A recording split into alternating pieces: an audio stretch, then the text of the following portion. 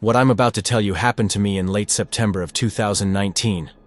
I was 26 years old, burned out from work, and desperately needed to get away from everything. So I decided to take a solo camping trip to the Cascade Mountains in Washington State. I'd been hiking for years, but I wanted something different this time. Something remote. That's when I stumbled across a forum post about an abandoned mining camp deep in the forest. The photos showed rusted equipment, collapsed buildings, and structures that had been left to rot since the 1940s.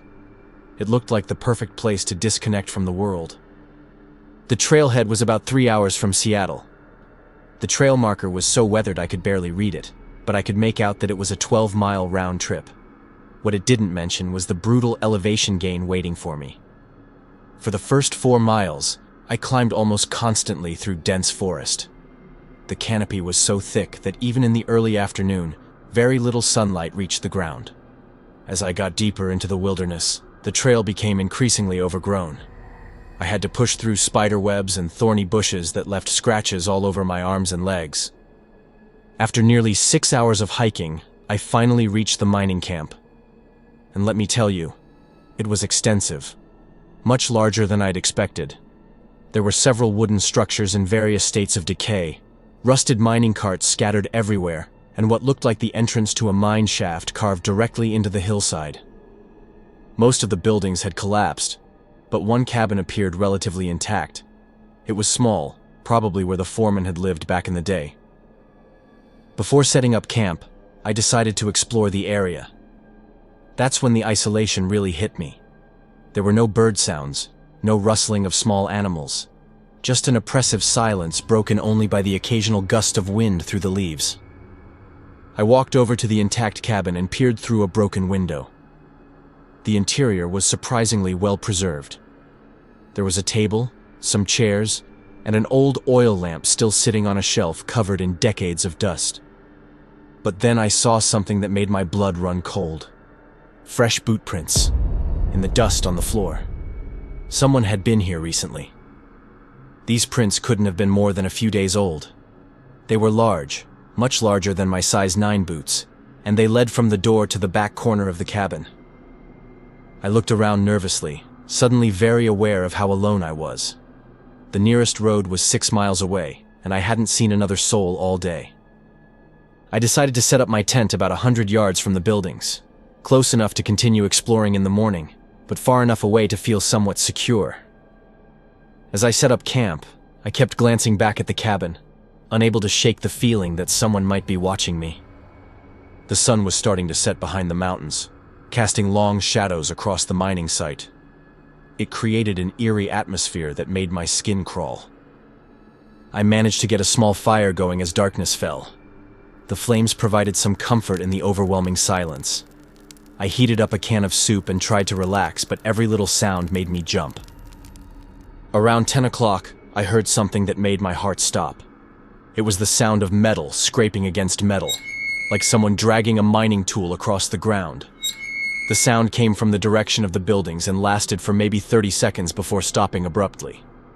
I grabbed my flashlight and pointed it toward the mining camp, but the beam barely penetrated the darkness between the trees. I called out, asking if anyone was there, but got no response. I waited for what felt like hours, listening intently, but heard nothing more. Eventually, I convinced myself it was probably just some old equipment settling. Maybe an animal had knocked something over. I climbed into my tent and tried to get some sleep, but it wouldn't come. Every time I started to drift off, I'd think I heard something. Footsteps crunching on gravel, old wood creaking. Once, I was even convinced I heard whispering. Each time, I'd sit up and poke my head out of the tent, shining my flashlight around. But there was never anything there. Around 3 in the morning, I heard the metal scraping sound again. But this time, it was closer. Much closer. It sounded like it was coming from just outside my tent. I lay there frozen, barely breathing, as the sound moved slowly around my campsite. Whatever was making the noise was taking its time, deliberately dragging something heavy in a circle around my tent. I wanted to unzip the tent and look outside, but I was terrified of what I might see. The scraping continued for several minutes. sometimes stopping for long periods before starting again. Then I heard something else. The sound of my backpack being unzipped.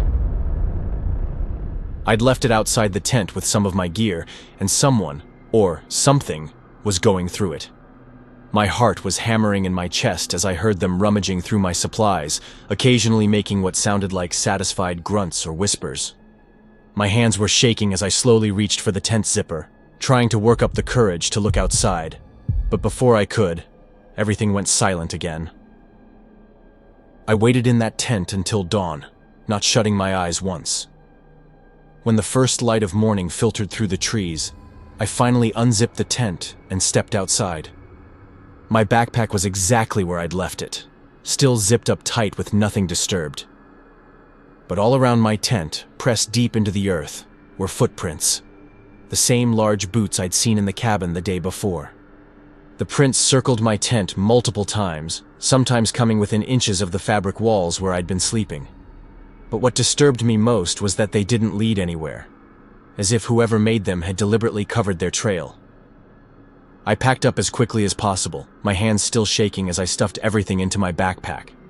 As I was about to leave, I took one last look at the cabin, and nearly had a heart attack.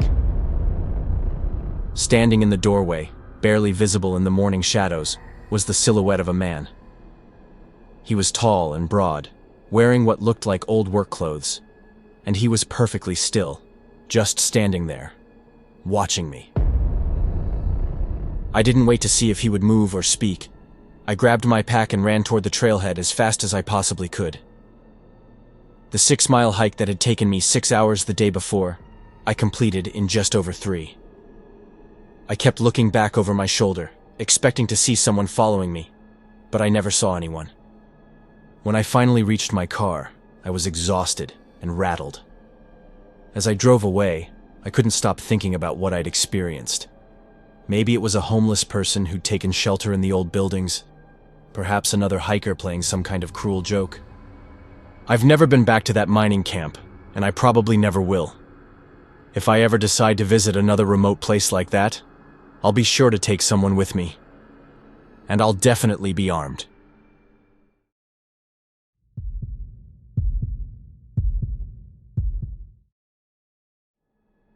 This happened 2 years ago at the end of summer. I planned to go on one final solo camping trip. For the dates I had chosen, the weather forecast showed clear skies and mild temperatures, perfect for one last adventure before winter set in. I'd been preparing for this trip for a few weeks, and found a remote location in the northern wilderness. The area was marked as undeveloped forest with no established campsites, exactly what I was looking for to escape the masses of regular campers and find some real solitude. The 4-hour drive took me deeper and deeper into rural territory, until I reached the point where cars weren't allowed to continue. I parked on the side of a dirt road, shouldered my gear, and started following my GPS coordinates into the forest. What I found was barely even a trail. If I hadn't been following my GPS religiously, I never would have recognized it as a path at all. But after several hours of difficult hiking through dense woods, I finally found what I was looking for. A small clearing surrounded by towering pine trees, just big enough for my tent, and far enough from any trail that I was guaranteed complete isolation. I set up camp as the sun began to set, gathering firewood and arranging stones in a circle. Soon, I had a crackling fire going, and I settled against a fallen log with my dinner of dehydrated beef stew, feeling completely at peace. As darkness fell, the forest came alive with its nighttime symphony. Owls hooting in the distance, small animals rustling through the underbrush, the occasional crack of settling branches. I pulled out a book and read by firelight, adding wood to keep the flames dancing. But then something changed. It started as just a feeling, a subtle shift in the atmosphere around me. The normal forest sounds began to quiet down, as if something had disturbed the natural order. I looked up from my book and scanned the edge of my clearing, but saw nothing beyond the circle of flickering firelight. I tried to return to reading, but found myself glancing up every few minutes, peering into the darkness beyond my campfire. Each time, I saw nothing but black silhouettes of tree trunks fading into impenetrable shadow. I told myself it was just normal wilderness anxiety. but the feeling kept growing stronger. Around 10 o'clock, I decided to call it a night. I banked the fire, secured my food in a bear canister, and retreated to my tent. Despite the lingering unease, I managed to fall asleep relatively quickly. But I woke up sometime in the middle of the night to something that made my blood run cold. Complete silence. Not the normal quiet of a forest at night, but an absolute absence of sound that felt unnatural and oppressive. I couldn't hear insects chirping or small animals moving about. Not even wind in the trees. Nothing. It was like lying in a soundproof room. I lay still in my sleeping bag, listening intently, trying to understand what could cause such an eerie vacuum of sound.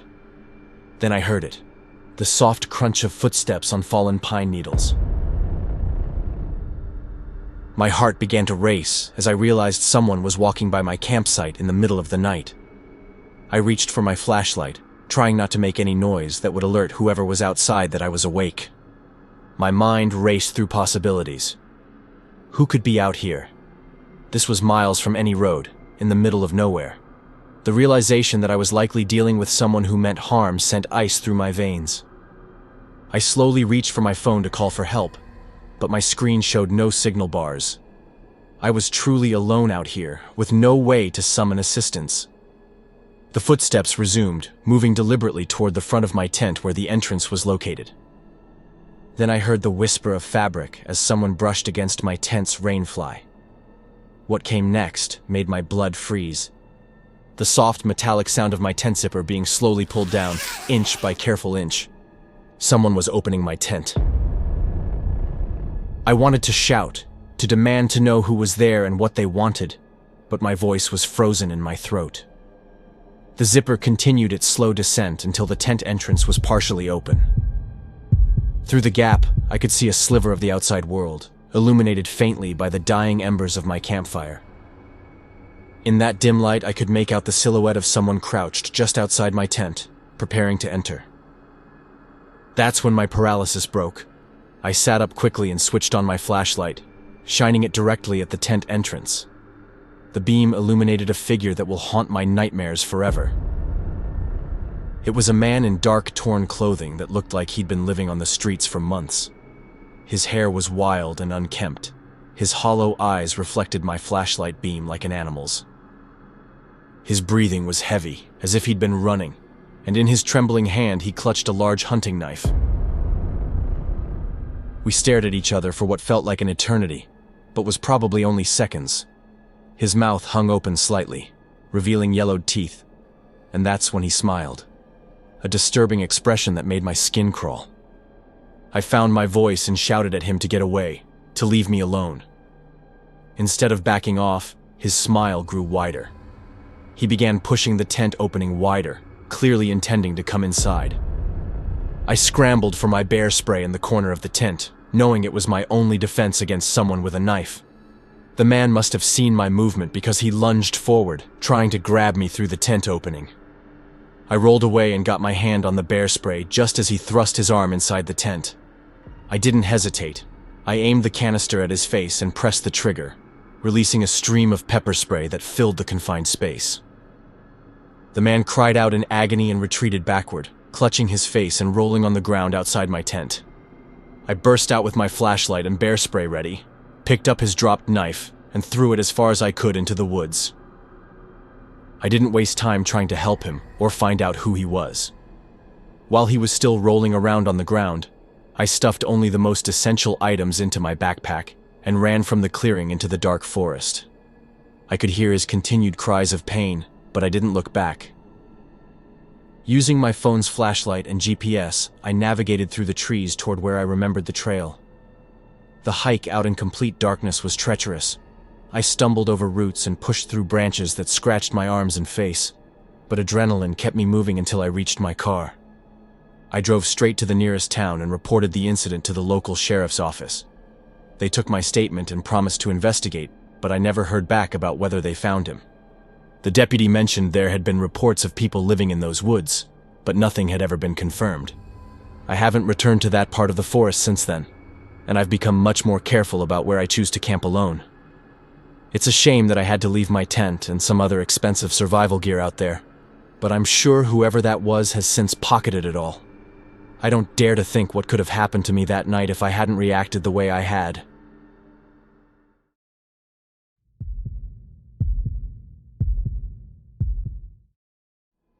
I was on my way through a dense mountainous forest that would eventually lead to a remote lake that I had been meaning to explore for a while now. The lake was extremely well hidden, and according to the research I had done before going on this trip, not more than a dozen people visited the place each year. I started hiking at dawn, making good time through the forest despite the heavy pack loaded with 4 days of supplies. By mid-afternoon, I had reached the meadows and began the more challenging portion of the hike. The route became less defined, and I had to follow cairns and faded blazes on trees to not get lost. As I climbed higher, the forest grew thicker and more oppressive. I was hiking along buried in my own thoughts when I caught a glimpse of movement in my peripheral vision. When I turned to look, I thought I had seen a figure moving parallel to my route about 50 yards away through the trees. This immediately struck me as odd, and I couldn't believe that of all days, someone had decided to do this journey today as well. I called out a friendly greeting, and my voice echoed through the thick forest, but no response came back. I waited several minutes, listening carefully, but heard only the whisper of wind through the branches. I eventually chalked it off to being a deer or some kind of harmless animal and continued on my hike. The lake was everything I had hoped for. A small flat area near the shore provided an ideal spot to set up camp, complete with a natural windbreak formed by a cluster of large boulders. I quickly established my campsite, setting up my tent and organizing my gear as the light began to fade. As darkness settled over the mountains, I built a small fire using some twigs I had gathered earlier. I prepared a simple dinner and sat back to enjoy the solitude and beauty of my surroundings. It was then that I heard the first suspicious sound. A soft rustling in the underbrush beyond the firelight, too deliberate and sustained to be caused by wind or small animals.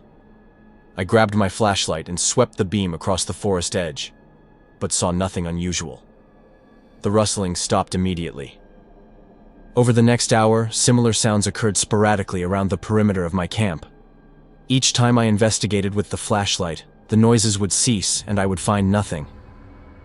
I began to feel increasingly uneasy, though I tried to rationalize the sounds as natural forest activity.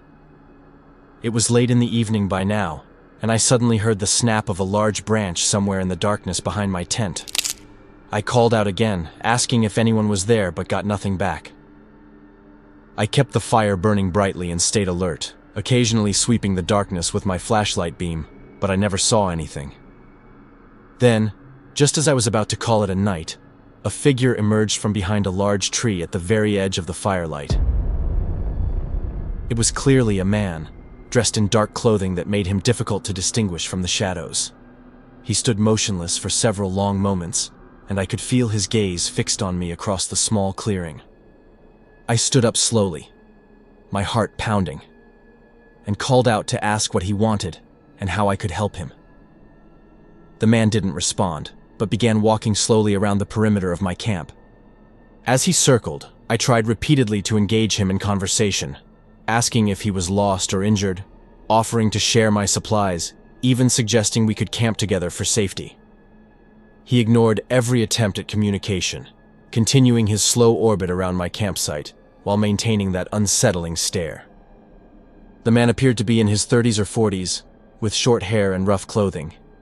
His face was gaunt, and his eyes held an intensity that made my skin crawl. Most disturbing was his complete silence despite my increasingly desperate attempts to establish some form of normal human interaction. After a few seconds, he suddenly stopped directly across the fire from me. We stared at each other across the flames, and I could see his face clearly for the first time. His expression was blank, yet somehow menacing. He began moving directly toward me, no longer following the cautious perimeter route. His pace quickened with each step, and I realized with growing horror that his intentions were far from peaceful.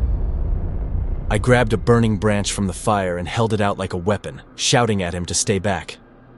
The man paused for just a moment when he saw the makeshift torch, but then continued his approach with renewed determination. His blank expression had transformed into something much more frightening. I swung the burning branch in warning arcs, backing away from the fire toward my tent. He matched my movements, staying just out of reach but never breaking eye contact. When I stumbled slightly over my pack, he lunged forward with startling speed. The next few minutes became a desperate struggle for survival. He was stronger than his gaunt appearance suggested, and fought with the desperate intensity of someone with nothing to lose. We grappled near the edge of the lake, and I realized he was trying to force me into the deep water where I would be at a severe disadvantage.